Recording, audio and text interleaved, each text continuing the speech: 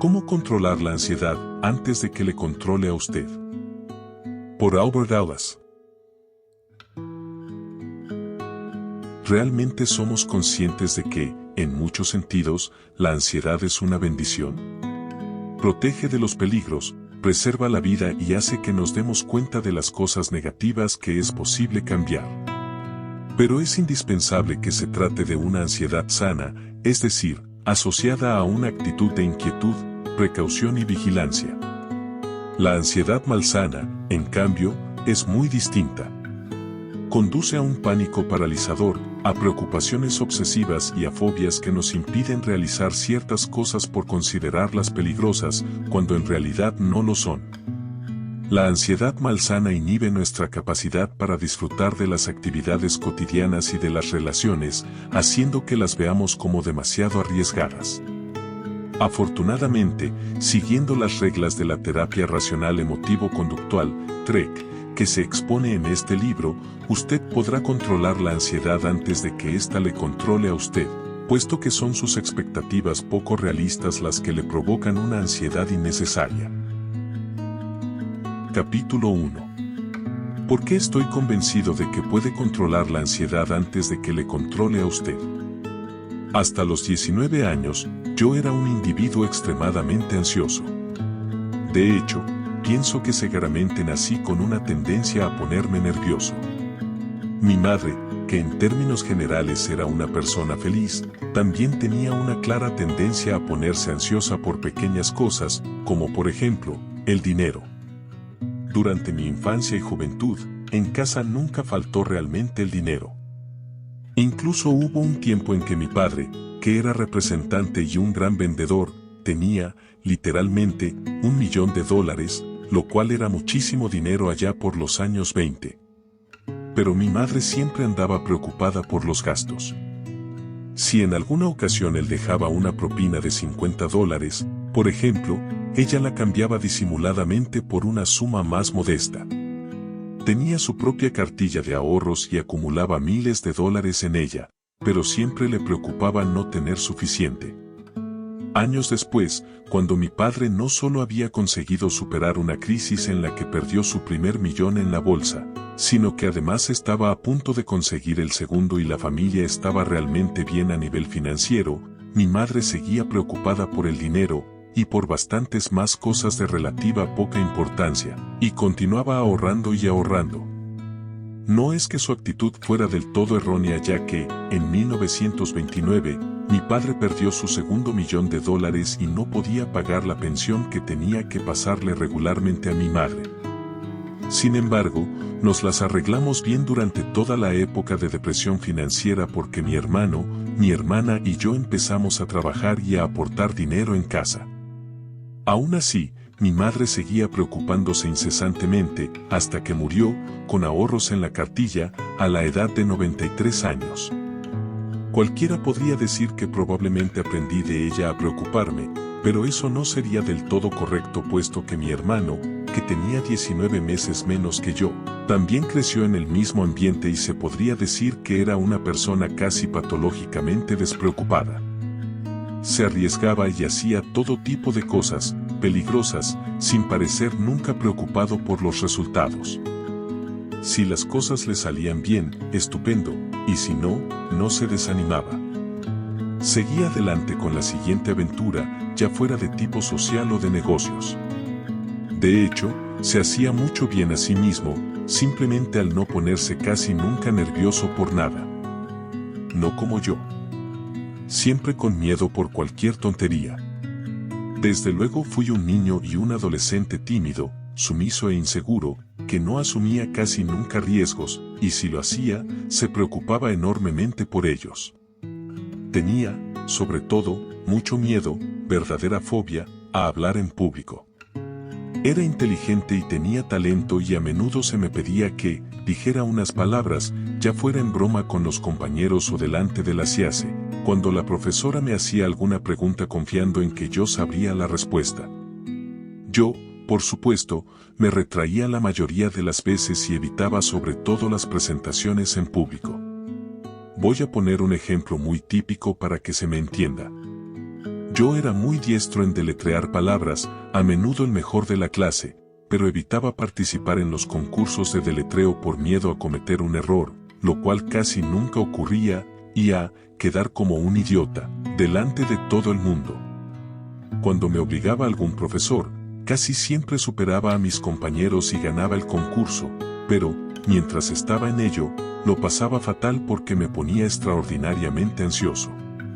Solo podía disfrutar muy brevemente de mi triunfo.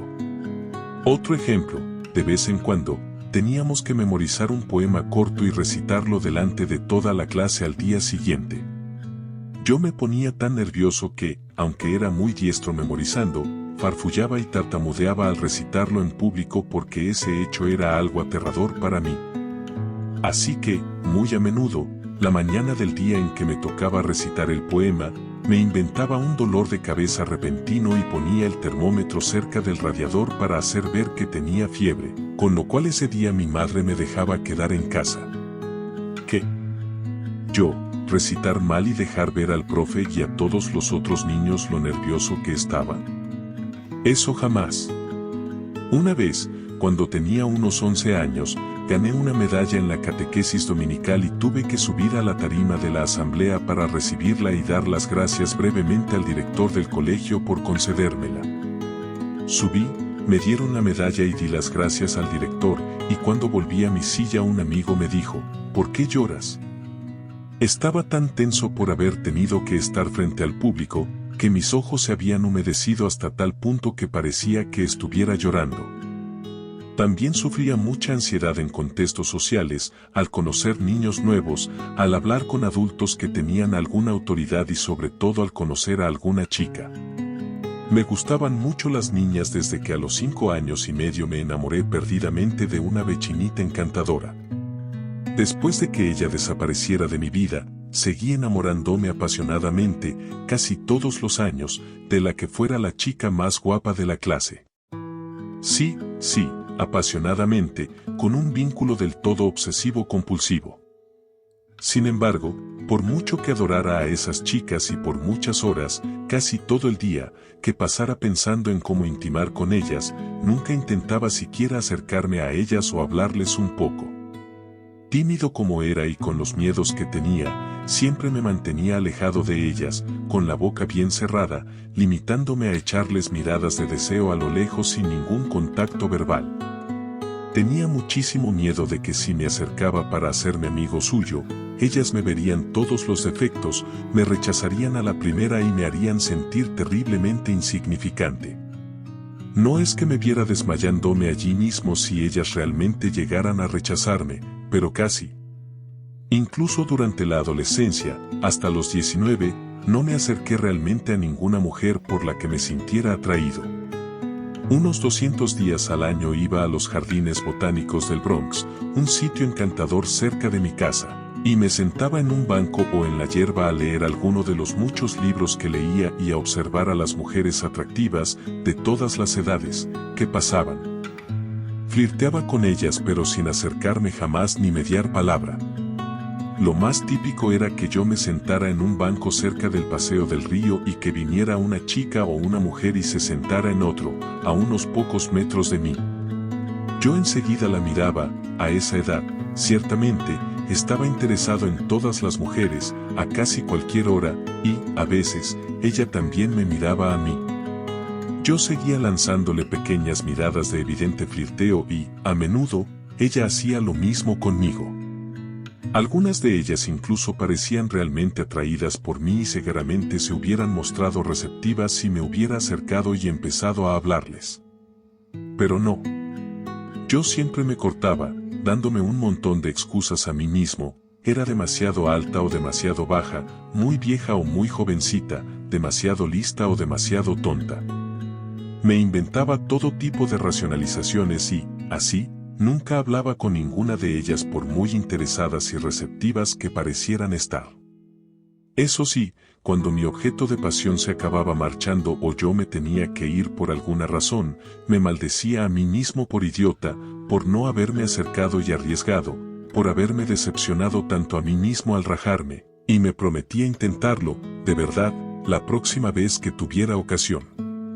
pero nunca lo hacía. ¿Cómo superé la ansiedad a hablar en público?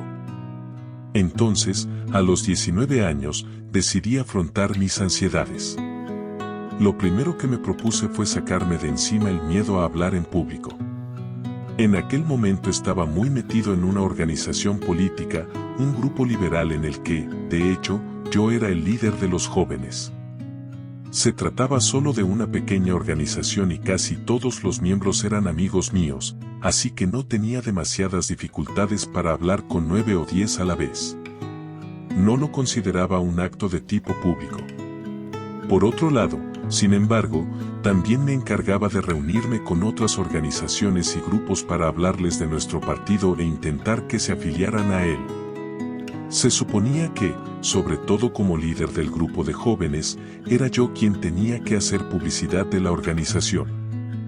A mí me angustiaba demasiado cumplir ese rol y rechazaba muchas de las invitaciones que se me hacían, las cuales venían sobre todo de los mayores de nuestro grupo, los de la New America, quienes nos dirigían a nosotros, los jóvenes de la Young America. Como siempre, me rajaba. Las presiones para que hablara en público en nombre de la Young America continuaron y, finalmente, decidí ceder e intentar superar mi fobia a hablar en público. Ya había leído mucho sobre filosofía y psicología, y tenía la idea de que algún día escribiría un libro sobre psicología de la felicidad humana, puesto que, dada mi ansiedad, el tema me interesaba especialmente. Ya tenía, pues, algunas ideas basadas en la literatura de la época 1932 sobre cómo manejar la ansiedad y las fobias. Había leído algo de lo que grandes filósofos como Confucio o Gautama Buddha decían sobre cómo vencer la ansiedad y me había quedado sobre todo con lo que algunos filósofos griegos y romanos antiguos, como Epicuro, Epicteto o Marco Aurelio, pensaban al respecto. Además, como la filosofía era una de mis aficiones favoritas en esa época, desde los 16 años en adelante, había leído muchas de las cosas que filósofos modernos como Thoreau, Emerson y Bertrand Russell opinaban sobre el manejo de la ansiedad. Por último, ya había leído también a la mayoría de los psicólogos contemporáneos, como Freud, Jung o Adler, quienes se interesaban por curar a la gente de su ansiedad. Así que se puede decir que estaba filosófica y psicológicamente preparado. Pero además, también había leído sobre los experimentos del famoso conductista John B. Watson, con los que deseaba curar a los niños de sus devastadores miedos y angustias. Watson y sus colaboradores reunían a niños de 7 u 8 años que tenían un miedo aterrador a determinados animales, ratas, conejos, etc., y los exponían a sus objetos temidos, primero a cierta distancia y luego cada vez más cerca. Durante la exposición, Watson les iba hablando, manteniéndoles distraídos, y, poco a poco, les ponía más y más cerca el temido animal. Aunque pareciera increíble, después de unos 20 minutos de exposición, los niños dejaban de tener miedo y empezaban incluso a acariciar al animal. Este procedimiento de descondicionamiento, que se llama desensibilización en vivo, funcionaba muy bien y en una, o pocas sesiones, capacitaba a los niños para librarse de sus ansiedades y fobias extremas. Bueno, me dije a mí mismo, si va bien con niños también debería funcionar conmigo. Lo probaré. Así que, por primera vez en mi vida, en lugar de evitar los compromisos de hablar en público, me dediqué a hacer justo lo contrario. Cada semana me programaba al menos una charla que tendría que dar en público para mi organización, Young America, asegurándome de que, pasara lo que pasara, yo haría la presentación. Todavía me aterraba mucho la idea y me encontraba extremadamente incómodo en las primeras ocasiones. Sin embargo, por mis lecturas y las ideas que me había formado, sabía que ese malestar no me mataría y que las peores cosas que me imaginaba, como que todo el público se riera de mí y me abucheara, probablemente no ocurrirían. Como mucho, mi discurso sería flojito, no convencería al público de que Young America era el mejor grupo político desde que Estados Unidos se rebeló contra Inglaterra, y a lo peor, muy poca gente se afiliaría al partido. Bueno, eso sería un mal balance, pero no el fin del mundo. En otras palabras, combiné el hablar conmigo mismo racionalmente, lo cual había aprendido ampliamente de los filósofos, y el exponerme a lo que más miedo me daba o me incomodaba, forzándome a hablar y hablar en público durante las siguientes 10 semanas. Pues funcionó. Primero me resultaba terriblemente incómodo, luego menos incómodo y, finalmente, sorpresa, cómodo. Mis palpitaciones, sudoraciones, tartamudeo, todo fue disminuyendo progresivamente. Aprendí también a fijarme en el contenido de mis charlas, la excelencia de Young America como grupo político, más que en cómo hablaba y lo ansioso que eso me ponía.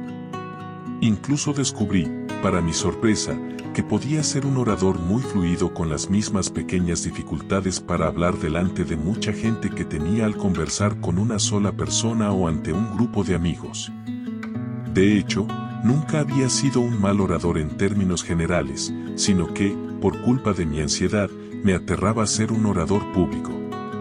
Tanto mis cuerdas vocales como mi habilidad para construir frases con sentido habían estado siempre a la altura y ahora, con la práctica, incluso mejoraban.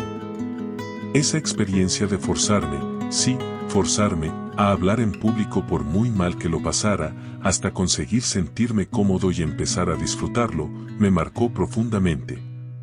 Fue una de las principales razones por la que, 9 años después, decidí ser psicoterapeuta.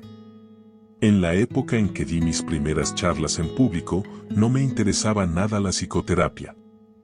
Estaba obsesionado con ser escritor y ocuparme, cegaramente, del tema de la felicidad humana. Quizá me enganché a la idea de ser escritor solo porque era algo que podía hacer sin hablar en público, pero, en cualquier caso, no quería ser psicoterapeuta sino simplemente una persona menos ansiosa y más feliz. Y así fue, de hecho, en muy poco tiempo, hablar en público dejó totalmente de ser un problema para mí, mi fobia desapareció por completo, y, al ver que conseguía vencer la ansiedad en ese terreno, me volví también menos ansioso en general. Siempre había tenido que cumplir ciertas expectativas, demostrar que servía, por ejemplo, en la escuela, en el deporte, a la hora de quedar bien ante los amigos, etc. Trabajé duro para responder a dichas expectativas y conseguí ser bastante eficaz en todo, especialmente en los estudios, haciendo bien los deberes y a la hora de hacer amigos. Para mí, sin embargo, todo eso era fuente de ansiedad porque tenía que demostrar constantemente que era alguien que valía mucho y, por supuesto, siempre cabía la posibilidad de que fracasara. Horror. Eso sería terrible.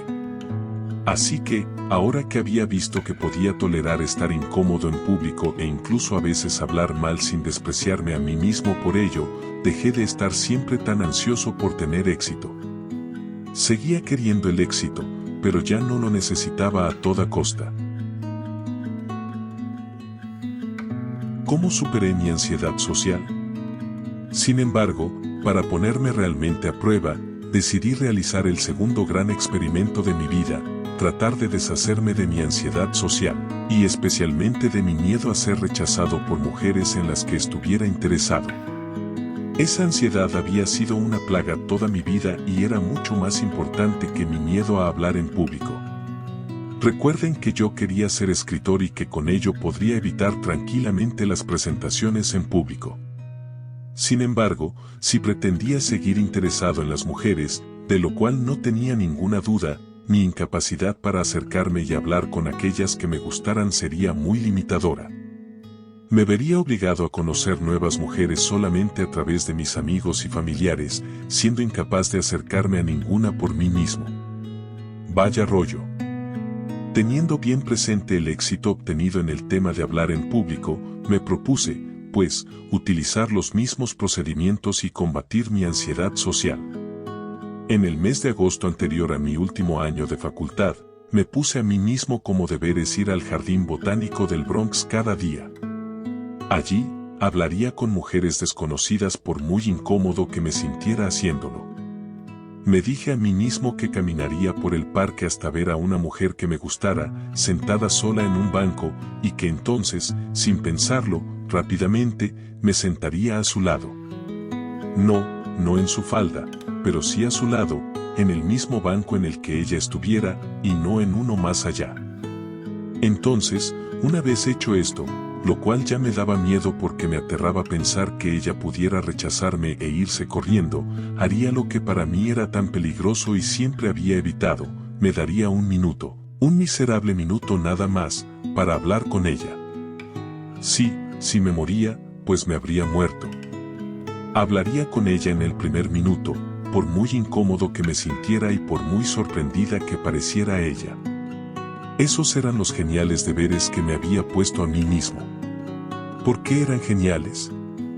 Porque si hablaba con ella enseguida en lugar de esperar un buen rato para decidirme, sabía que no estaría tan ansioso, me sacaría de encima la angustia sin más y tendría más posibilidades de llegar a alguna parte con esa mujer. Bueno, pues hice los deberes que me había impuesto a mí mismo y, por muy nervioso que estuviera, en cuanto veía a una mujer sentada sola en un banco, inmediatamente, sin opción, me sentaba a su lado. No me permitía ni una excusa en cuanto a si era guapa o no, a qué edad tenía o a si era alta o baja. Sin excusas. Simplemente me forzaba, con mucha ansiedad, a sentarme a su lado, a lo que, inmediatamente, muchas de ellas respondían levantándose y marchándose. En total, creo que me acerqué y me senté junto a unas 130 mujeres durante ese mes de agosto. 30 de ellas, o casi un tercio, se levantaron inmediatamente. Muy desalentador. Sin embargo, eso me dejó unas 100 que siguieron sentadas, lo cual era un buen resultado para mis propósitos de investigador. Sin perder los ánimos, hablé con las 100 mujeres restantes exactamente como lo había planeado. Hablé de las flores, los árboles, el tiempo, los pájaros, las abejas, el libro o periódico que leían, lo que fuera, con tal de mantener una conversación. Nada inteligente ni genial. Nada personal. Nada sobre su apariencia física o cualquier otra cosa que las pudiera asustar y hacer que se fueran de repente. Solo un centenar de frases corrientes. Bueno, pues las 100 mujeres hablaron conmigo, algunas muy brevemente, otras durante una hora o más. Pronto conseguí que muchas de ellas se animaran en una larga conversación. Si veía que no les importaba, les preguntaba sobre su trabajo, su familia, sus aficiones e intereses, y así, sobre lo que fuera. Eran simplemente conversaciones normales, iguales que las que hubiera mantenido con ellas si alguien me las hubiera presentado formalmente. En cuanto al principal propósito que tenía al hablar con ellas, pedirles una cita, verlas con cierta frecuencia, acostarme con ellas, y quizá casarme con alguna de ellas, no llegué a ninguna parte. Con ninguna en absoluto. De las 100 mujeres con las que hablé, solo conseguí una cita con una, y ni siquiera se presentó. Habló conmigo durante 2 horas, me dio un beso al irse y estuvo de acuerdo en vernos más tarde en el parque para quedar esa noche, pero no apareció. Tonto de mí, tampoco le pedí el número de teléfono, así, nunca la volví a ver. ¡Qué tragedia! ¡Qué decepción! Pero sobreviví. Además, a partir de ese momento siempre pedí el teléfono a las mujeres con las que entablé conversación o empecé a salir. En el intervalo de ese mes en el que fui rechazado por un centenar de mujeres, perdí completamente mi ansiedad social y, sobre todo, mi miedo a conocer mujeres desconocidas en lugares desconocidos. ¿Cómo? Porque, cognitivamente, vi que nada terrible me ocurría si me rechazaban. Ninguna de las mujeres con las que hablé cogió un cuchillo y me cortó el pene. Ninguna de ellas vomitó y se fue corriendo. Ninguna de ellas llamó a un policía. No, ninguna de las terribles cosas que me había imaginado tantas veces ocurrió realmente. Al contrario, tuve muchas conversaciones agradables, disfruté teniéndolas, aprendí cosas sobre las mujeres que no sabía, estaba cada vez menos incómodo y ansioso al hablar con ellas, y conseguí un montón de cosas positivas más. Lo mejor de todo fue que enseguida perdí el miedo a acercarme a las mujeres, y durante el resto de mi vida he podido hablar e intentar salir con centenares de ellas, literalmente, siempre que he tenido oportunidad en algún parque, tren, aeropuerto u otro sitio público. Ahora, a pesar de que la mayoría de ellas rechaza mis propuestas de sexo, amor o matrimonio, ya no tengo miedo de hacer todas esas cosas, mi ansiedad social ha desaparecido para siempre. Quien nada arriesga, nada gana. Mi miedo a no tener éxito con las mujeres y a ser rechazado había dejado de asediarme. ¿Puede usted entender ahora por qué, tal como sugiere el enunciado de este capítulo, estoy tan convencido de que la gente puede controlar la ansiedad antes de que ésta les controle a ella? Simplemente porque yo mismo lo he hecho paso a paso con el miedo a hablar en público y la ansiedad social, y lo he conseguido sin ayuda de nadie, ni siquiera un psicoterapeuta. He utilizado a fondo mi propia experiencia para aprender a controlar la ansiedad y para, como terapeuta, enseñar a miles de personas a hacer lo mismo. Además, a lo largo de los años, he ido incluyendo mis propias experiencias de superación de la ansiedad en mi teoría y práctica. De hecho, probablemente no hubiera llegado a desarrollar la terapia racional emotivo-conductual si no hubiera pasado por esas experiencias yo mismo. Saber que siempre había sido una persona extremadamente ansiosa y que, con mi esfuerzo, había conseguido convertirme en alguien que no se altera prácticamente ni ante las situaciones más difíciles, me animó a dedicarme a ayudar a otras personas con mi teoría y práctica terapéuticas. Lo más importante de todo, sin embargo, es que superé mi exagerada ansiedad completamente por mí mismo. Para asegurarme que lo hacía bien, utilicé los escritos de muchos filósofos y terapeutas, incluso los de John B. Watson, que no era realmente terapeuta pero sí dirigía diversos experimentos terapéuticos. Con estas ayudas, y obligándome a enfrentarme a las situaciones, incomodándome yo mismo y convenciéndome de la futilidad de mis ansiedades y fobias, creo que puedo decir sinceramente que conseguí convertirme en una de las personas con menos pánico de todo el mundo. Me han ocurrido muchas cosas desde esa época de mis 19 años, y han pasado unos 65 años desde entonces. Sigo preocupándome por ser diestro en lo que hago, conseguir muchas cosas, ganarme la confianza de algunas personas y estar a gusto en esta vida, pero me he enseñado a mí mismo a no inquietarme, entristecerme o disgustarme cuando veo que me podrían ocurrir o me ocurren cosas desagradables. Así que casi nunca estoy ansioso, deprimido o enfurecido. He pasado de ser una de las personas más fácilmente alterables del mundo a convertirme, por mí mismo, en alguien que rara vez se ve seriamente afectado por nada. Como dice el título de uno de mis libros más populares, me niego rotundamente a hundirme por nada, eso es, por nada. Insisto una vez más que lo hice prácticamente por mí mismo, sin consultas ni terapia, sin grupo de apoyo, sin amigos ni familiares que me ayudaran y me empujaran a hacer lo que hice. Conseguí importantes avances contra mi ansiedad y he mantenido esa tendencia al sosiego desde entonces. Durante este tiempo, además, me he convertido en un terapeuta de éxito y he visto quizá más clientes que cualquier otro terapeuta en este país.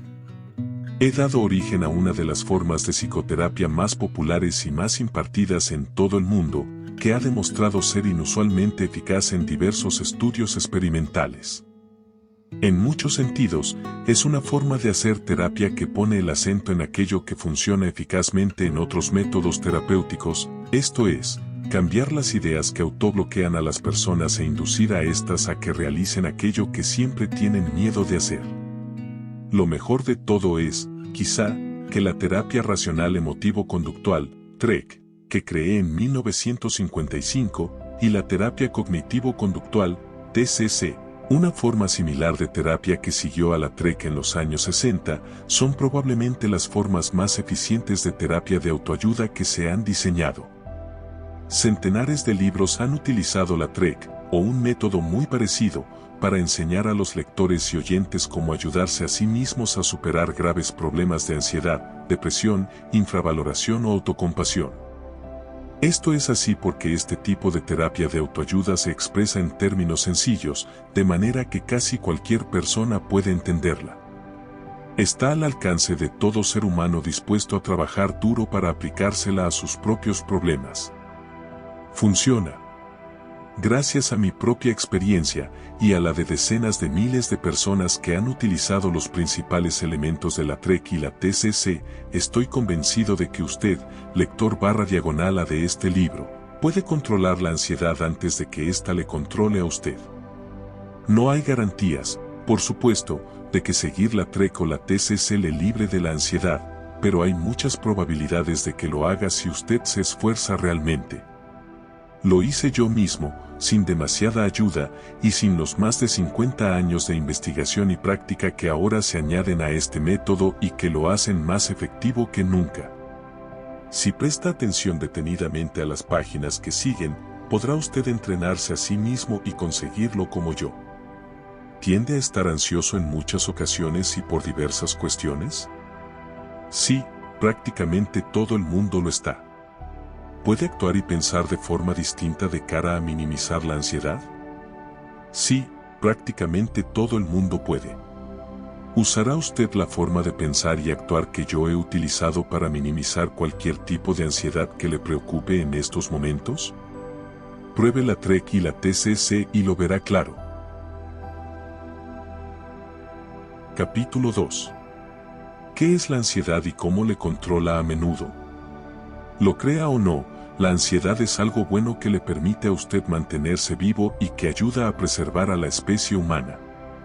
En efecto, usted, como cualquier humano, normal, ha nacido y crecido con deseos, preferencias y objetivos, y si no tuviera ni un ápice de ansiedad ni se interesara en absoluto por cumplir esos deseos, toleraría sin más cosas terribles, como no lograr nunca nada, no ser aceptado por los demás, ser perseguido o atacado peligrosamente, incluso ser víctima de un intento de asesinato, y no haría nada para hacerles frente o protegerse de ellas. Básicamente, la ansiedad es un conjunto de sensaciones molestas y de tendencias a la acción que le permiten darse cuenta de que ocurren o pueden ocurrir hechos desagradables, esto es, cosas que van en contra de sus deseos, y que le avisan de que tendría que hacer algo al respecto. Así, por ejemplo, si corre el peligro de ser atacado y desea permanecer a salvo, tiene varias posibilidades de acción para conseguirlo: huir, luchar contra su atacante, buscar protección, llamar a la policía, hablar con su agresor para evitar que le ataque, etc. Si, en cambio, no estuviera atento, preocupado, ansioso, tenso, vigilante o en estado de pánico, probablemente no haría ninguna de estas cosas. Quizá percibiría el peligro de ser atacado pero no haría nada al respecto. De la misma manera, si pensara que corre el peligro de perder su trabajo, y realmente deseara conservarlo, seguramente estaría inquieto o ansioso y elegiría tomar algún tipo de determinación, hablar con su jefe, esforzarse más en sus tareas, buscar otro trabajo, pedirle a un amigo que interviniera en su favor, plantearse montar un negocio por su cuenta, asistir a algún cursillo, etc. Así pues, la ansiedad surge cuando usted desea algo y ve que es posible que no lo obtenga, o cuando no lo desea y se da cuenta de que corre el peligro de tener que pasar por ello. Si realmente no tuviera usted ningún tipo de preferencias o deseos, sería indiferente a casi cualquier cosa que le pudiera ocurrir y, por tanto, no tendría ansiedad. Sin embargo, lo más probable es que tampoco viviera mucho tiempo porque vivir y sobrevivir depende en gran medida de desear vivir y desear evitar el dolor, el malestar, los problemas y las dificultades importantes que podrían conducir a la muerte. Para poder sobrevivir, tiene usted que cumplir determinadas funciones, como comer o respirar, y estar mínimamente bien, ya que si se encontrara totalmente a disgusto, por ejemplo, con continuos dolores o privado de cualquier tipo de placer durante un largo tiempo, tendería a perder su motivación por la vida y quizá preferiría morir. En general, sin embargo, casi todos los seres humanos persiguen algún objetivo. Desean seguir viviendo, ser razonablemente felices y no sufrir dolor. Puede que haya algunas excepciones, pero le aseguro que son pocas y que no viven mucho tiempo. Son el interés y las ansias de vivir de las personas y sus ganas de evitar el dolor y el peligro, lo que las mantiene vivitas y coleando. Incluso los niños pequeños, que todavía no son capaces de valerse por sí mismos, luchan por vivir, disfrutar y evitar el dolor, y la ansiedad les ayuda a hacerlo. Desgraciadamente, hay muchos tipos y niveles de ansiedad y algunos de ellos son muy malsanos y autodestructivos. La ansiedad sana, a la que podemos referirnos con términos como inquietud, 1, vigilancia o precaución, le ayuda, como dijimos más arriba, a tener más de lo que quiere y menos de lo que no quiere. Especialmente lo segundo, puesto que lo que no desea podría herirle o matarle literalmente. Por tanto, es muy sano que su ansiedad le haga mirar atentamente cuando cruza la calle, conducir a una velocidad razonable, evitar las comidas envenenadas o vigilar cuando anda por un barrio peligroso. La ansiedad sana preserva la vida. Sin embargo, tal como mostraré más adelante en detalle, la ansiedad puede ser fácilmente, y es a menudo, malsana, es decir, destructiva y perjudicial para las propias necesidades básicas. Por ejemplo, cruzando por la calle, si tiene usted ansiedad sana, va con cuidado, hace caso de los semáforos. Está atento por si los conductores no los atienden correctamente y cruza con cierta prisa en lugar de ir a paso de tortuga. Eso es bueno. Pero suponga que está usted tan extremadamente ansioso ante la perspectiva de cruzar la calle que esté sudando, con el corazón aceleradísimo, las piernas flaqueando y mirando en todas direcciones, por si acaso. ¿Qué puede pasar con una ansiedad tan fuerte? Probablemente cruce precipitadamente, o tropiece y se caiga, o mire en la dirección equivocada, o esté tan asustado que se niegue a cruzar, o acabe haciendo una locura que provoque un accidente. El pánico agudo es, de hecho, una forma de ansiedad, pero una forma altamente dañina y que generalmente hace mucho más mal que bien. Lo mismo ocurre con el pánico ante cuestiones que no comportan daño físico.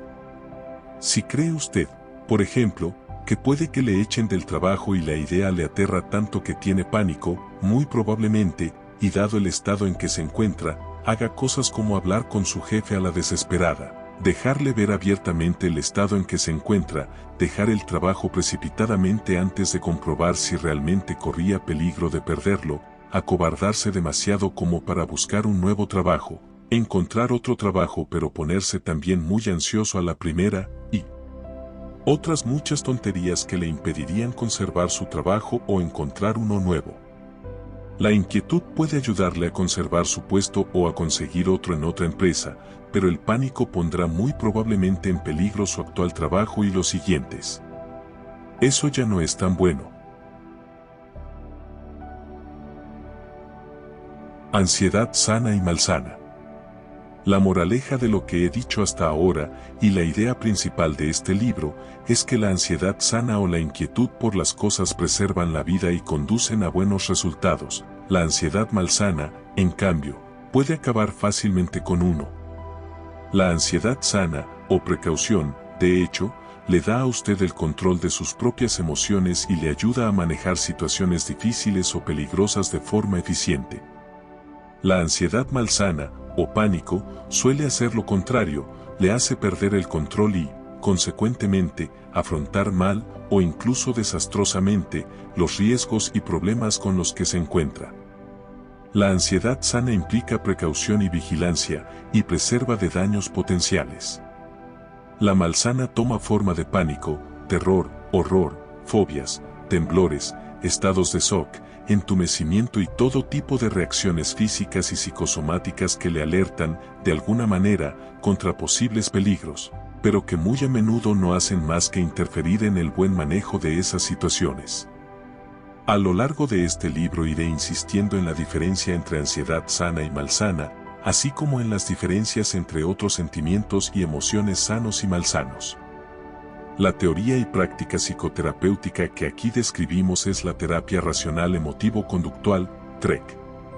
Esta terapia difiere significativamente del resto de formas de terapia en el hecho de que distingue claramente entre emociones negativas sanas que surgen cuando algo va mal en la vida, pena, pesar, frustración e irritación, y emociones negativas malsanas, como pánico, depresión, ira, autocompasión y la sensación de que uno no vale nada, que también surgen en situaciones difíciles.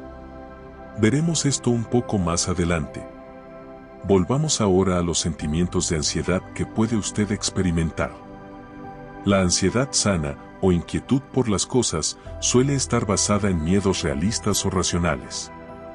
Así, por ejemplo, si trata de cruzar por una carretera llena de coches que no tiene semáforos, es probable que tenga miedo, de forma realista, a que le atropelle algún camión y le ocurra algo.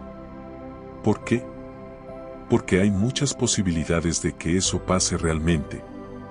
De la misma manera, si no deja usted de llegar tarde al trabajo, insulta a su jefe y se toma muy poco interés en hacer las cosas bien, tendrá una buena razón, realista, para tener miedo de que le releguen a un puesto inferior o le echen. Usted se lo estaría buscando. Es decir, que sus miedos realistas y sensatos surgen cuando usted observa que algo malo, incluso destructivo, puede ocurrir si actúa de determinada manera y que hay muchas posibilidades de que tal cosa horrible ocurra. Si se mete usted con personas muy agresivas, es bastante probable que éstas le hagan daño o lo intenten. Cuidado. Los miedos realistas le avisan de que algo malo le puede ocurrir si hace usted determinadas cosas, y probablemente le adviertan acertadamente de que no las haga si no quiere que nada de eso le pase. Muchos miedos, sin embargo, son irrealistas o irracionales. Suponga que está usted caminando por la acera y que le entra un miedo terrible a que venga algún coche, gire bruscamente y le atropelle. O suponga que le está yendo bien en el trabajo, que recibe muchas felicitaciones de sus jefes y aumentos de sueldo, y resulta que le aterroriza la idea de cometer un solo error o de llegar tarde una sola vez, porque está convencido de que le echarán sin ningún miramiento a la más mínima.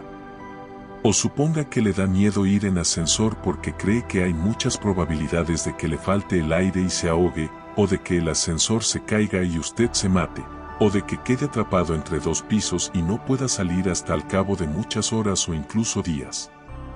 Estos son miedos irracionales porque no es probable que ocurra ninguna de esas cosas, y toma usted una pequeñísima probabilidad, una entre 1.000.000, como algo muy posible. Desgraciadamente para la condición humana, la gente crea muy a menudo estos tipos de miedos irracionales, les tiene pavor y hace todo tipo de tonterías para manejarlos. Es muy posible, por ejemplo, que muchas de las personas que tienen este tipo de miedos no caminen por la acera porque la consideren un sitio peligroso. También puede ser que esta gente sienta pánico en su trabajo o incluso lo deje, cuando en realidad está haciéndolo bien y recibe todo tipo de felicitaciones.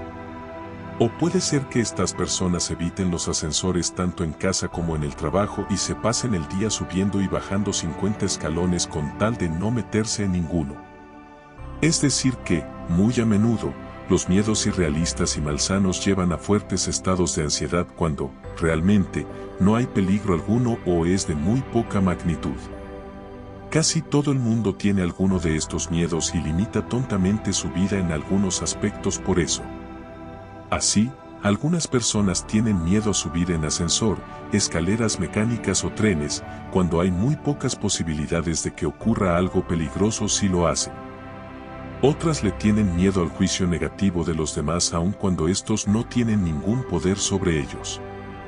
Otras sienten miedo de que los demás les menosprecien pero tampoco dicen nada al respecto ni hacen algo para remediar esta falta de aprobación. Otras tienen miedo de que cualquier persona a la que quieran les acabe dejando porque hubo una persona a la que quisieron que una vez les rechazó. También hay gente que cree que si pierden un trabajo por cualquier razón, eso significa que ya nunca serán capaces de encontrar y conservar ningún otro. Miedos irracionales como estos son extraordinariamente comunes. De hecho, hay gente que prácticamente no se asusta por nada en determinada parcela de su vida, por ejemplo en el trabajo, pero que se ve completamente anulada por el miedo en otras áreas vitales, como encontrar y mantener una pareja estable. ¿Qué fundamento tienen estos miedos irracionales? Más adelante veremos cuáles son las principales razones que los sostienen, pero ahora mismo quisiera enfatizar en el hecho de que mucha o la mayoría de la gente tiene este tipo de miedos, se deja controlar por ellos y vive amargada por su culpa. Hay gente que incluso se mata accidentalmente en un momento en que le invade un miedo tan poco realista como pensar que le ocurrirá algo cruzando la calle, por mucho que tenga el semáforo en verde, y, al ponerse tan nerviosa, tropieza y cae ante un coche que se pone en marcha. ¿Cómo puede usted distinguir entre la ansiedad sana y malsana o los miedos racionales e irracionales? Como ya he dicho, comprobando cuál es la realidad y utilizando las leyes de la probabilidad. Si no tiene usted en cuenta los hechos reconocidos, e insiste, por ejemplo, en que los ascensores son un sitio peligroso, aunque la mayoría de la gente que los usa nunca se hace daño ni se mata con ellos, es muy probable que se meta en líos. Los hechos son los hechos, y si hay cosas que acarrean peligro real, como conducir a 150 km por hora, casi siempre hay pruebas que lo corroboran. En segundo lugar, debe tener en cuenta que los miedos no realistas son exagerados o basados en sobregeneralizaciones. Por ejemplo, si oye usted hablar de alguien que se quedó encerrado 3 horas en un ascensor, es posible que le entre miedo y piense que eso le puede pasar a cualquiera, incluido usted, en cualquier momento. Es posible también que, al oír decir que determinadas personas a las que la pareja abandonó en su momento no han vuelto a encontrar a nadie, piense usted que, si alguna vez le rechaza a su pareja, querrá decir que se quedará solo para siempre. ¿Está usted exagerando o sobregeneralizando pequeños riesgos? En tercer lugar, quiere decir que ve usted las cosas en términos de blanco o negro, sin matices de gris. Así, si pierde un buen trabajo, puede que lo vea como algo totalmente negativo, cuando, de hecho, probablemente tenga usted derecho a un subsidio durante un tiempo. Puede emplear el tiempo libre en prepararse para otros trabajos o consiga otro incluso mejor. En otras palabras, principalmente la ansiedad irrealista es producto de un pensamiento incorrecto y exagerado, común entre los seres humanos. Dado que, como dijimos al principio de este capítulo, la ansiedad protege sus deseos. A menudo resulta que usted no se inquieta mínimamente por algún peligro o pérdida, sino que se preocupa excesivamente o entra en estado de pánico.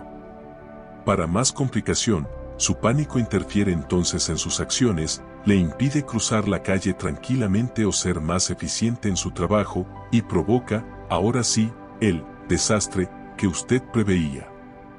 ¿Tiene usted tanto miedo de correr determinado peligro, que se desorganiza hasta el punto de volverse ineficaz y, de hecho, acaba provocando que aquello ocurra? ¿Por qué ocurre esto? Muy probablemente porque su ansiedad autoprotectora se vuelve hiperprotectora y, por tanto, autodestructiva. Entonces, como siempre existe la posibilidad, aunque muy remota, de que se caiga un ascensor o se quede encallado entre 2 pisos durante horas, usted, antes que arriesgarse a correr ese ínfimo riesgo, se aterroriza y decide no subir jamás en la vida en ningún ascensor. ¡Qué estupidez! Aunque protector, claro. Más bien hiperprotector. Una de las principales razones explicativas de este fenómeno sea probablemente de tipo evolutivo. La ansiedad se construyó en nuestras cabezas, corazones y acciones hace decenas de miles de años, cuando la vida en la Tierra era extraordinariamente peligrosa. Los hombres y las mujeres son animales de piel fina, si los comparamos con los elefantes o los rinocerontes, y es fácil herirlos o matarlos.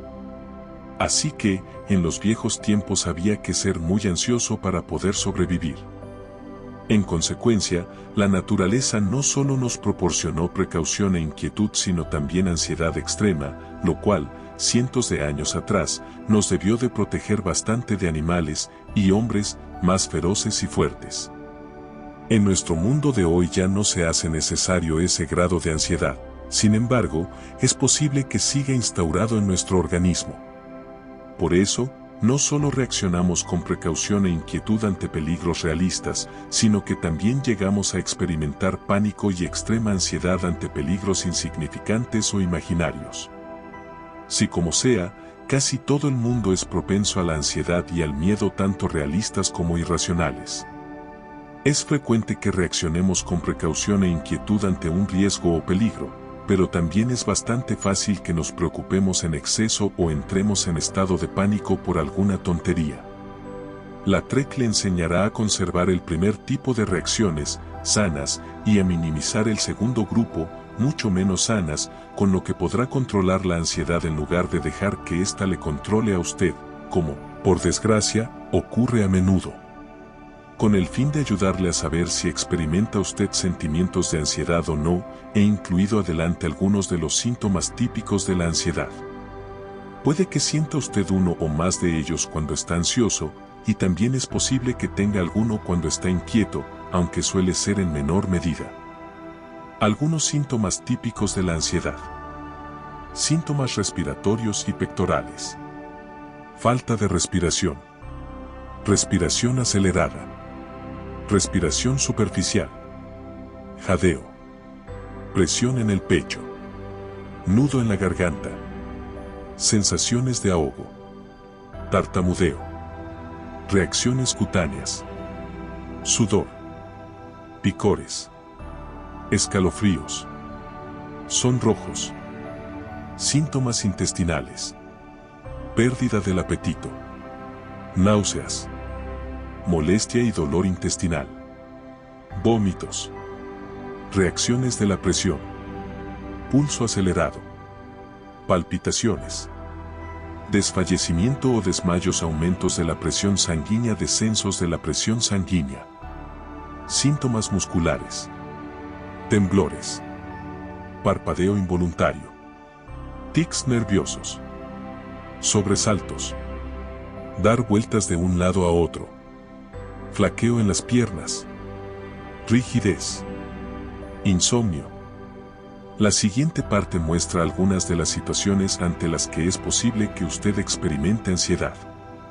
La lista no es exhaustiva, puede que se ponga usted ansioso por cuestiones poco frecuentes que no preocuparían a la mayoría de la gente. Posibles fuentes de ansiedad. Ansiedades. Socializar. Hablar en público. Buscar trabajo. Cumplir en el trabajo. Practicar deportes. Cursos educativos. Sucesos traumáticos. Trastorno de estrés postraumático. Enfermedades físicas. Alcoholismo y drogadicción. Trastorno obsesivo-compulsivo. Tartamudeo. Tener síntomas de ansiedad. Mostrarse ansioso. Sentir o mostrar pánico. Fobias.